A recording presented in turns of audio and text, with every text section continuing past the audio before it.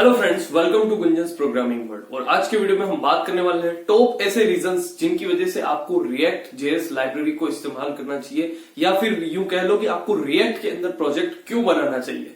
आज हम ऐसे टॉप ऐसे रीजंस की बात करेंगे जो कि रिएक्ट को वेरी वेरी वेरी यूजफुल बनाते हैं, और रिएक्ट हमें क्यों यूज करना चाहिए उसका रीजन हमारा और स्ट्रांग हो जाता है जब हमें ये फीचर्स जो है रिएक्ट के पता होते हैं। तो आइए स्टार्ट करते हैं, वन बाय वन सारे वो रीजंस हम डिस्कस करते हैं। सो फर्स्ट ऑफ ऑल, सबसे पहले हम अगर बात करें what is react JS. React JS is open source library which will be provide by Facebook and currently maintained by the Meta जो कंपनी है उसने रिएक्ट जेएस लाइब्रेरी को बिल्ड किया है इंटरेक्टिव यूआई को बनाने के लिए, जो कि सपोर्ट करता है कंपोनेंट्स को। हम रिएक्ट जेएस लाइब्रेरी का इस्तेमाल करके हम आसानी से कॉम्प्लेक्स यूआई को कंपोनेंट्स की फॉर्म में हम बना सकते हैं। कंपोनेंट्स यहाँ पे बेसिकली ये एक फाइल होता है। हम कॉम्प्लेक्स यूआई स्ट्रक्चर को हम कंपोनेंट्स की मदद से रिएक्ट जेएस के अंदर हम यूआई को आसानी से बना सकते हैं। तो ये सबसे पहला टॉप मोस्ट रीजन है रिएक्ट जेएस को इस्तेमाल करने का कि ये कॉम्प्लेक्स यूआई को कंपोनेंट्स में डिवाइड कर देता है और हम आसानी से यूआई को कंपोनेंट्स की फॉर्म में बना सकते हैं।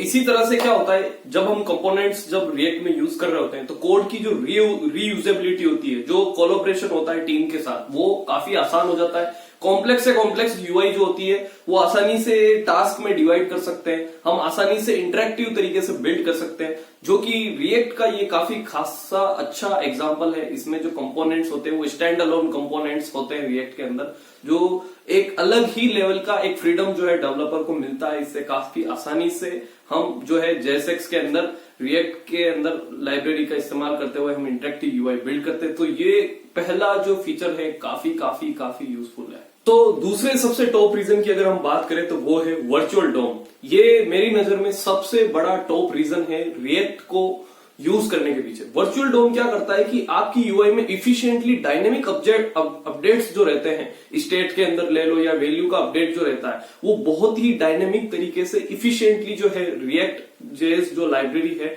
वो डोम के अंदर जो वैल्यूज होती है उसको अपडेट करता है। यहाँ पे वो किस तरह से करता है ये समझते हैं। इसमें वर्चुअल डोम जो है ये काफी इफिशिएंटली वर्क करता है इसमें एक्चुअल डोम के अंदर वैल्यूज को अपडेट करने के लिए।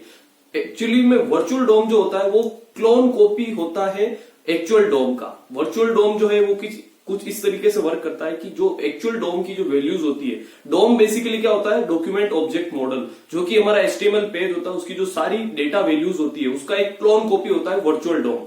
वर्चुअल डोम के अंदर जैसे ही हम रिएक्ट के अंदर कोई जैसे वैल्यू अपडेट हुई तो वर्चुअल ट्री जो होता है, वर्चुअल डेटा ट्री जो होता है, वो सारी वैल्यूज को ट्रैक कर रहा होता है। और जो भी काम की कम वैल्यू होती है, मान लीजिए कि हमें कुछ सिलेक्टेड वैल्यू अपडेट हुई है, तो वो उनको जल्दी से सिंक कर देता है एक्चुअल डोम के अंदर, जिसे रिकॉन्सिलेशन नाम की प्रोसेस बोलते हैं रिएक्ट के अंदर।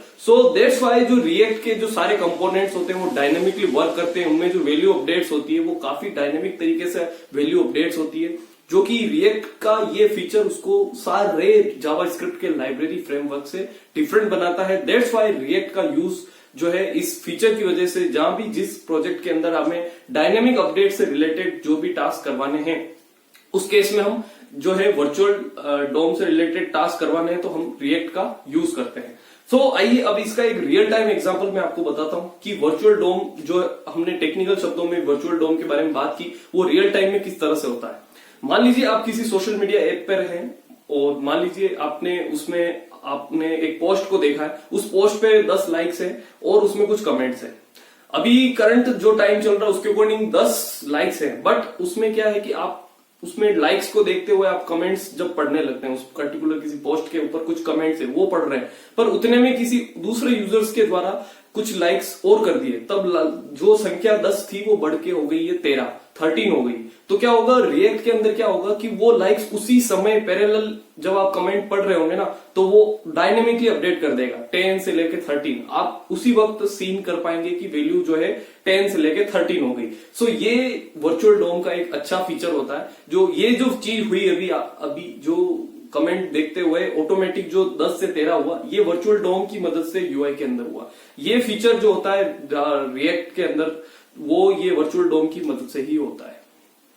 इसका अगला तीसरा टॉप रीजन है JSX, जावास्क्रिप्ट XML।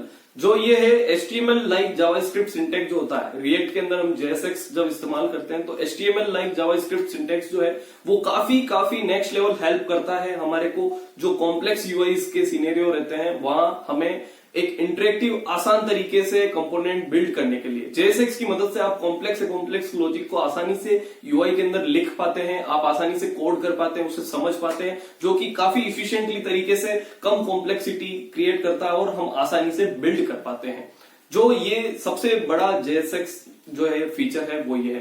अब फोर्थ नंबर पे सबसे टॉप रीजन आता है larger community as compare to other frameworks या अदर लाइब्रेरीज जावास्क्रिप्ट की अगर हम बात करें तो रिएक्ट जो है सबसे ज्यादा पॉपुलरिटी में आती है। आज के समय जो जॉब्स का मार्केट है, जॉब्स अगर जो क्रिएट हो रही है या प्रोजेक्ट्स जो सबसे ज्यादा बनते हैं वो रिएक्ट में बनते हैं। Because of react is light weight, बहुत ही ज्यादा सिंपल है, सीखने में ज्यादा समय नहीं लगता है, इजी टू अंडरस्टैंडेबल है, इसमें इसका सिंटेक्स बहुत कम है, इसे सीखने में इंटरेस्ट जो है वो काफी नेक्स्ट लेवल होता है। बिगिनर्स फ्रेंडली सबसे ज्यादा अच्छी लाइब्रेरी है जावास्क्रिप्ट के अंदर। सो दैट्स व्हाई ये लार्जर कम्युनिटी जो है इसकी है, काफी अच्छे सपोर्ट है, सिस्टम है, सबसे ज्यादा प्रोजेक्ट्स जो है आज के टाइम इस रिएक्ट के अंदर बन रहे हैं। That's why React is more popular than other library and frameworks this time.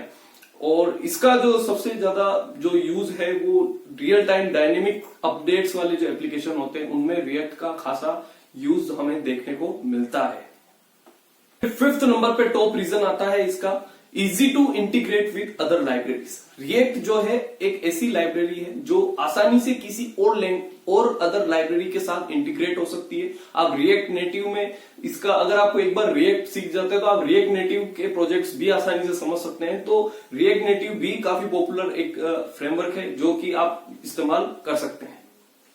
और अदर लाइब्रेरीज के साथ जो है रिएक्ट काफी आसानी से अच्छे से वर्क कर लेती है।